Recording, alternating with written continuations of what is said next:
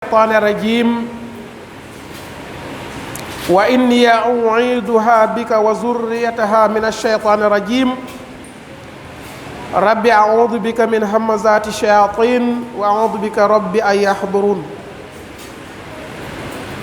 والصلاة والسلام على سيدنا ونبينا محمد وعلى آله وأصحابه ومن تبعهم بإحسان إلى يوم الدين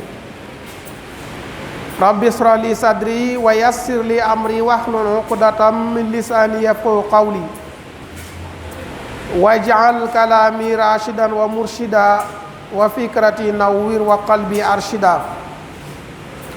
Chers frères et sœurs, assalamu alaikum wa rahmatullahi wa barakatuh. Nous rendons grâce à Allah subhanahu wa ta'ala, prions sur son illustre prophète sallallahu alayhi wa sallam. Nous vous adressons la salam et la ziyara. Chers frères et sœurs, le thème que nous avons choisi aujourd'hui est la zakat. La zakat est le troisième pilier de l'islam. Après la profession de foi, la prière, en troisième position vient la zakat, puis le jeûne et le pèlerinage.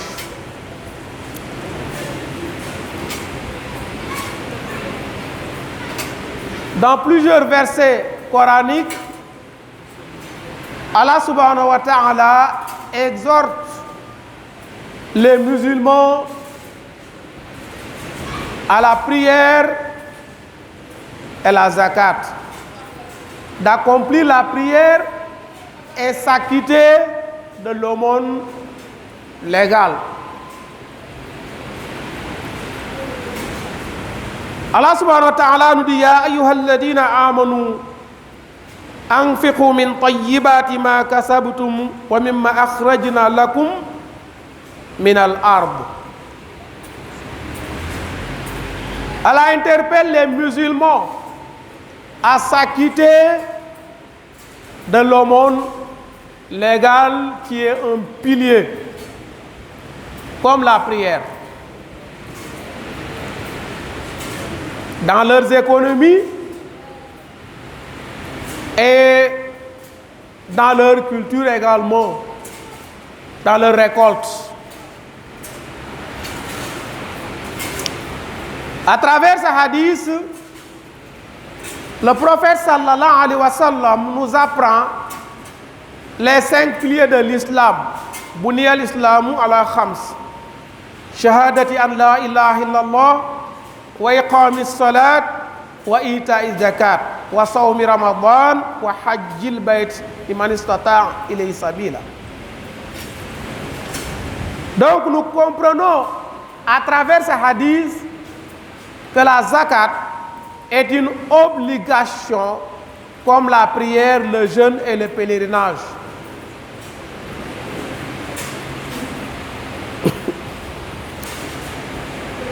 Abu Bakr radiyallahu ta'ala anhu, après le décès du prophète Muhammad sallallahu alayhi wa sallam, a mené une guerre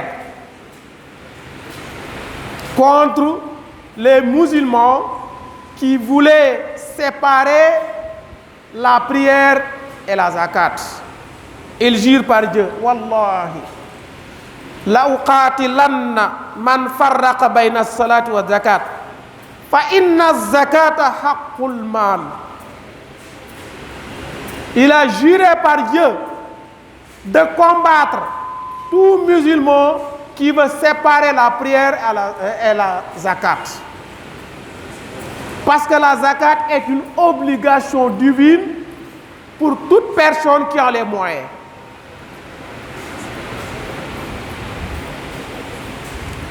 Et Allah subhanahu wa ta'ala dit au prophète Muhammad sallallahu alayhi wa sallam, Sayyidina Muhammad, khuz min amwalihim sadaqa tutahhiruhum wa tuzakkihim biha wa salli alayhim fa inna salataka sakanun lahum wallahu sami'un alim.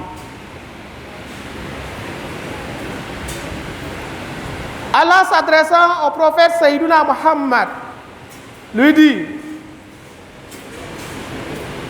prends. C'est un verbe impératif. Prends. Khuz, qu'on appelle fi'l amr. C'est un verbe impératif. Prends. De leur fortune, la zakat. Parce que ça purifie leur fortune et ça les protège également. Donc nous comprenons à travers ce verset que la zakat purifie la fortune, mais elle le protège également.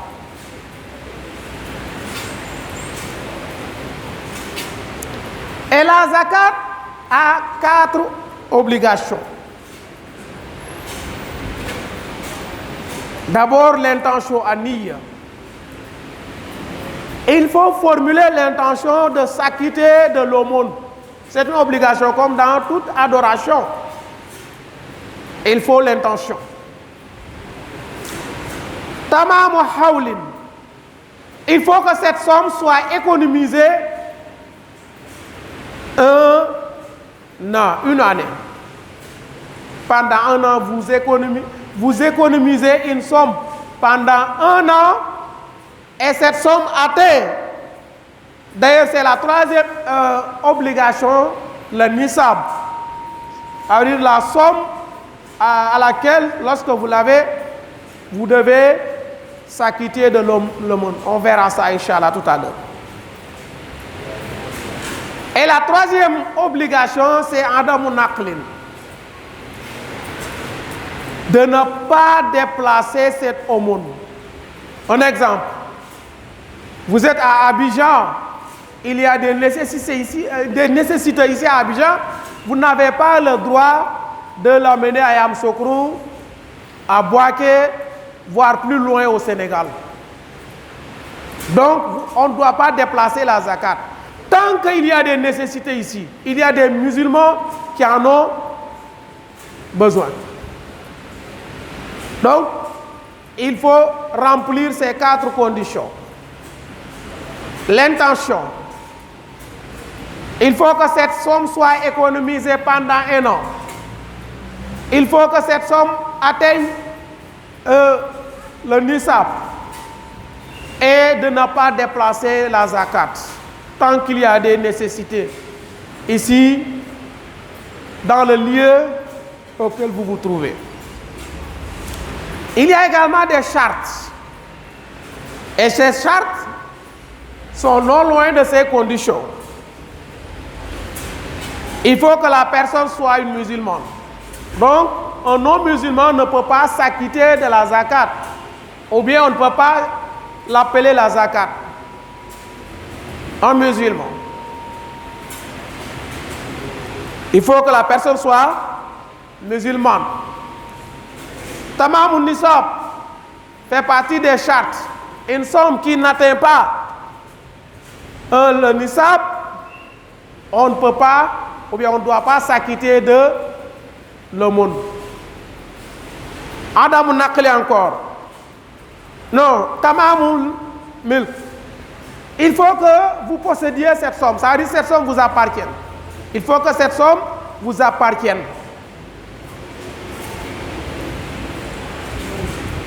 Ok, donc, si ces conditions sont remplies, le musulman doit impérativement s'acquitter de l'aumône légale. À ce qui concerne le nisab, celui qui peut acheter ou qui a économisé 85 grammes de l'or. Donc vous demandez le prix actuel de l'or. Ou celui ou celle qui a économisé 85 grammes doit obligatoirement s'acquitter de l'aumône légale. Ou le bijoutier qui a 585 grammes d'argent blanc, 595 grammes d'argent blanc, lui aussi, il doit s'en acquitter. Ou l'éleveur qui a 30 bœufs, il doit s'en acquitter. Ou qui a 40 chèvres et moutons. On peut faire le mélange de moutons et de chèvres. Exemple, vous avez 20 chèvres, 20 moutons, vous devez s'acquitter également de l'aumône égale. Vous devez donner un. Ou bien vous avez 40 chèvres ou 40 moutons, c'est la même chose. Ou le mélange de moutons et de chèvres. Ou celui qui a 5 chameaux. Donc, bref, voici les nisab.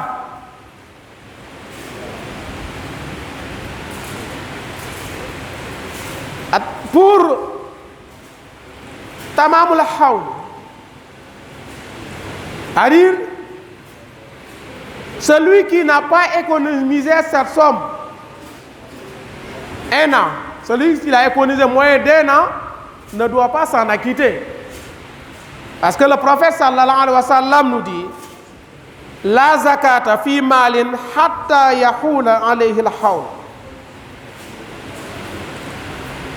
On ne peut pas s'acquitter de l'aumône légale d'une fortune qu'on n'a pas économisée un an. Et pour les commerçants,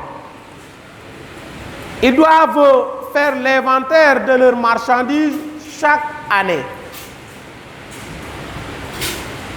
Si vous faites l'inventaire, vous avez demandé le prix de l'or. 85, vous voyez, vous avez fait l'inventaire et vous pouvez acheter 85 grammes d'or. Avec ce prix, vous devez payer l'aumône légale. Et le pourcentage, vous le connaissez, c'est 25 pour 1000. Chaque 1000 francs, vous devez sortir 25 francs. Donc, chaque 1 million, c'est 25 000 francs, chers frères et sœurs. Chaque 1 million, vous donnez 25 000. À qui maintenant il faut donner la zakat? Allah subhanahu wa ta'ala a cité ici 8 cas, pour ne pas dire 8 personnes. 8 cas.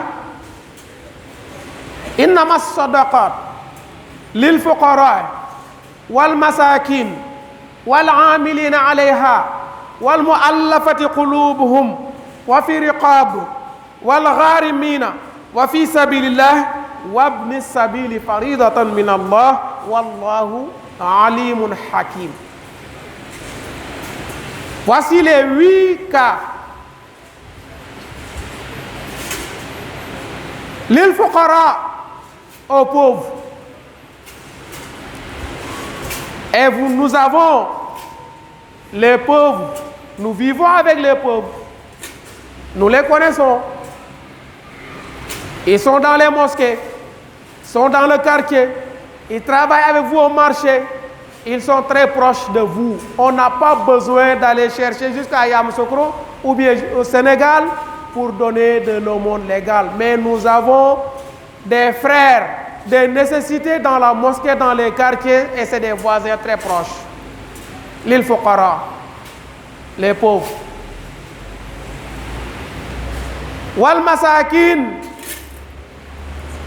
il est toujours un pauvre. Mais la différence entre les deux, lui il peut demander et l'autre il ne peut pas. Le miskin il peut demander, alors que le faqir ne le peut pas. Chers frères et sœurs, quand on donne une leçon de zakat, à qui il faut donner, wallahi, on n'a pas besoin de dépasser ces deux. Parce qu'ils sont pleins avec nous dans les mosquées et dans le quartier.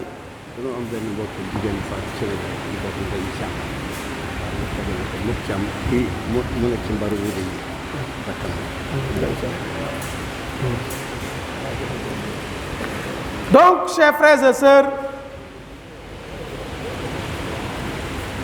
les fakirs, les miskines, les infortunés bien sûr et les pauvres sont avec nous dans la mosquée, sont avec nous dans le quartier, sont avec nous au marché. Donc on n'a pas besoin d'aller longtemps pour chercher à qui il faut donner le monde légal. Que Dieu nous donne la bonne compréhension. Inch'Allah, on aura l'occasion le vendredi prochain, si Dieu nous donne la santé, la vie, et de continuer avec les 6 autres cas, et Inch'Allah d'aller plus loin avec les zakats. Celui qui refuse de s'en acquitter, quelles sont les conséquences? Inch'Allah, on verra tout ça. Que Dieu nous donne la bonne compréhension. In uridu illa al-islaha ma stata'tu wa ma tawfiqi illa billah alayhi tawakkaltu wa assalamu alaykum wa rahmatullahi wa barakatuh.